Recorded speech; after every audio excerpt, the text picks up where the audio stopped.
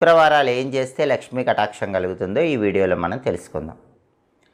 శ్రావణ మాసంలో లక్ష్మీదేవి అనుగ్రహం సంపూర్ణంగా కలగాలంటే ఇంట్లో దీపం పెట్టాక ఒక శ్లోకం ఇంటి యజమాని కానీ యజమానురాలు కానీ చదువుకోవాలి. ఆ శ్లోకానికి ఉన్న గొప్పతనం ఏంటంటే, దేవేంద్రుడు తాను సంపదలన్నీ పోగొట్టుకున్న సంపదలు తిరిగి పొందటానికి పాలసముద్రం నుంచి అవతరించిన లక్ష్మీదేవిని ఒక స్తోత్రంతో ప్రార్థిస్తాడు. దాన్నే ఇంద్రకృత లక్ష్మీ స్తోత్రం అంటారు.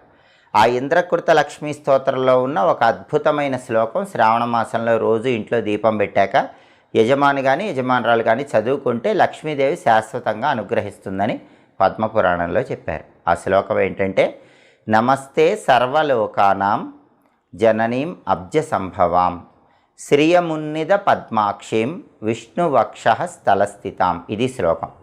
ఈ శ్లోకంలో ఉన్న అర్థం ఏంటంటే, నమస్తే సర్వలోక